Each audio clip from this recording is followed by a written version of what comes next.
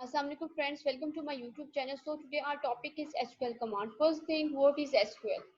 SQL क्या है? SQL structure query language है to deal with structure data. Structure data के साथ ये डील करती है लैंग्वेज और means relational database.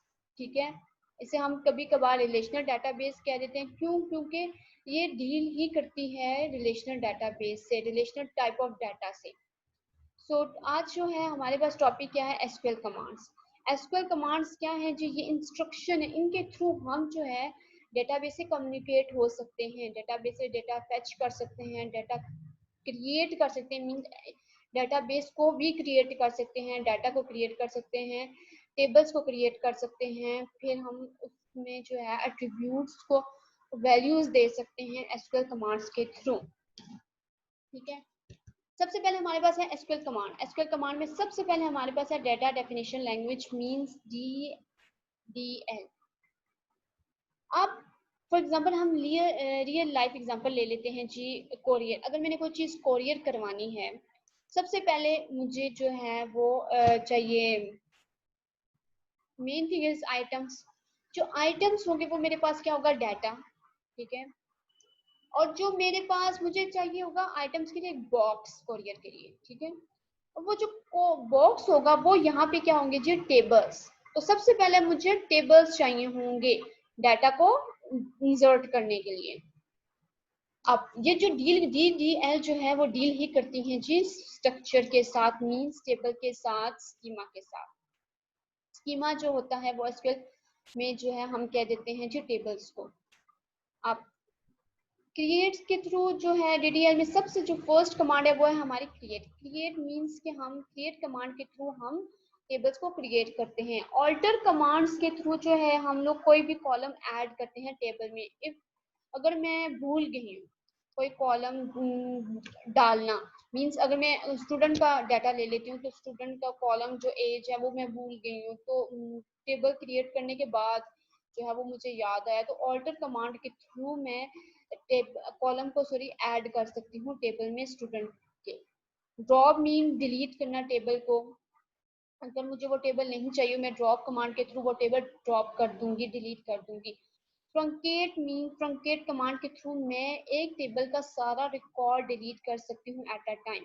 Rename mean अगर मेरे पास कोई भी टेबल है, स्टूडेंट का टेबल है, अगर मैंने उसका नाम चेंज करना है तो सेम है कि इजीली मैं रीनेम कमांड के थ्रू उस टेबल का नाम चेंज कर दूंगी. ओके, डीडीएल में हम लोग टेबल क्रिएट करते हैं और एट्रीब्यूट्स देते हैं, बट एट्रीब्यूट्स की वैल्यूज नहीं देते. वैल्यूज हम लोग डेटा मैनिपुलेशन लैंग्वेज में देते हैं. अब हम लोगों ने क्या करना है? इंसर्ट. इंसर्ट कमांड के थ्रू क्या होता है जी? सबसे पहले हमारे पास कमांड है इंसर्ट. इंसर्ट कमांड में इंसर्ट कमांड में हम लोग क्या करते हैं जी? इंसर्ट कमांड के थ्रू हम एट्रीब्यूट्स को वैल्यूज देते हैं. अपडेट मींस कोई भी वैल्यू मैंने अपडेट करनी हो, स्टूडेंट की एज हो गया, स्टूडेंट का सीजीपी होगा, वो अपडेट करना है तो मैं अपडेट कमांड के थ्रू कर सकती हूँ. डिलीट कमांड के थ्रू मैं जो है कोई भी वैल्यू जो है कोई भी रिकॉर्ड डिलीट कर सकती हूँ. इसी तरह data control language mean data पर, डेटाबेस पर कंट्रोल किसका है? एक डाटा पर कंट्रोल किसका है? अगर हम लोग डेटाबेस की बात करें, कोई भी मॉल है, शॉपिंग मॉल है, तो डेटाबेस जो हमारा होता है वो सेंट्रलाइज होता है. सेंट्रलाइज होता है, हर एम्प्लॉय को डाटा दिया जाता है, उसका कंट्रोल. जब हम हर यूजर को जो है, हर एम्प्लॉय कह सकते हैं, हर एम्प्लॉय को जब हम लोग अथॉरिटी देते हैं डेटाबेस की, फुल डेटाबेस की एक एम्प्लॉय के पास अथॉरिटी नहीं होती. चंक्स में डिवाइड्स होता है हमारा डेटाबेस और हर एम्प्लॉय को उसकी अथॉरिटी दी जाती है. तो ये जो हम अथॉरिटी देते हैं वो किस कमांड के थ्रू देते हैं? वो है ग्रांट कमांड के थ्रू. अगर वो हम लोगों ने अथॉरिटी लेनी है, अगर वो जो एम्प्लॉय है वो छोड़ के जा रहा हो, तो वो अथॉरिटी हम रिवोक कमांड के थ्रू वापस ले लेंगे. अथॉरिटी देंगे ग्रांट कमांड के थ्रू, अथॉरिटी वापस लेंगे रिवोक कमांड के थ्रू. अब हमारे पास लास्ट जो है, second last transaction control language.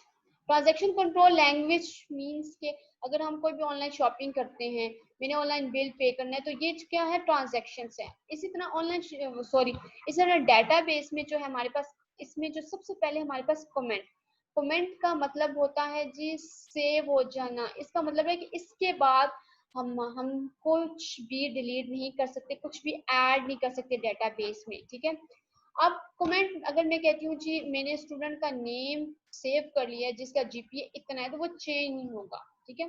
अब roll back mean, roll back का क्या होगा कि अगर मैं कह सकती हूँ कि मैंने 3 स्टूडेंट्स हैं उनका डाटाबेस लिख रही हूँ, तो मैंने भी सेव नहीं किया, तो मुझे पता चला कि जो स्टूडेंट 2 है उसका डाटा मैंने गलत लिखा, तो मुझे रोल बैक करना पड़ेगा, मीन सारा डाटा मेरा वेस्ट जाएगा, मुझे दोबारा लिखना पड़ेगा।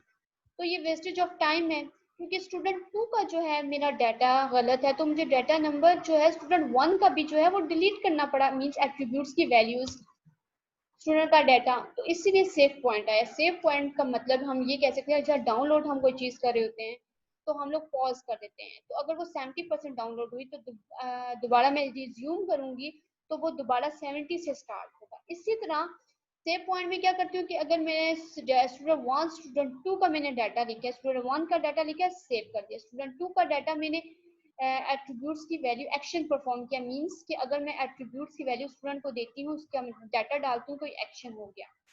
अगर मैंने 1 एक्शन परफॉर्म किया मैंने उसे सेव कर दिया, 2 एक्शन परफॉर्म किया मीन्स स्टूडेंट का डाटा सेव किया, लिखा और डाटा डाल दिया स्टूडेंट का, तो वो मैंने सेव कर दिया।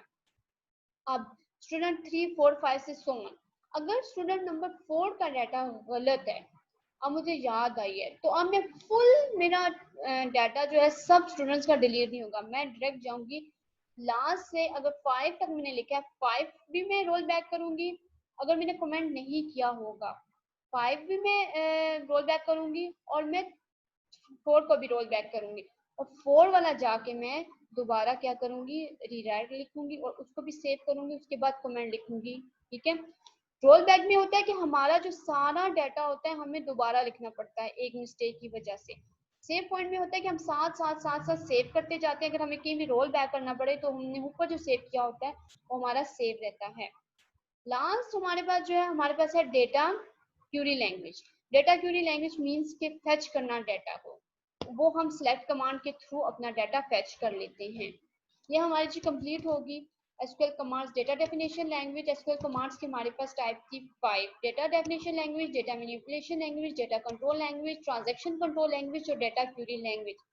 इसके बाद जी हम लोगों ने कुछ एसक्यूएल कॉन्स्ट्रेंट मैंने लिखे हुए हैं जिसमें आते थे नहीं, लेकिन साइड पे क्या है जी, प्राइमरी की और रन की, ये दोनों जो है मैंने अपने लेक्चर्स में, पहले लेक्चर आप देख लें उनमें मैंने पहले डिस्कस किया हुआ है, आप देख सकते हैं। चेक्स हम कुछ लगाते हैं कि अगर मैंने ये वाला चेक लगाया कि डेट का हम लोग चेक लगा सकते हैं कि हमारी जो है यहाँ से यहाँ तक डेटाबेस जो है जाएगा, उसका चेक लगाते हैं हम लोग। चेक्स जो है डेट्स पर भी लग सकते हैं। यूनिक कीज होती हैं, यूनिक मीन्स हम लोग कह सकते हैं प्राइमरी की यूनिक होते हैं, डिफॉल्ट वैल्यू सेट कर देते हैं। कोई नोट नल मीन्स ये वैल्यू नल नहीं होगी, और नोट नल जो मेन इंपॉर्टेंट होती है वो प्राइमरी की में होती है।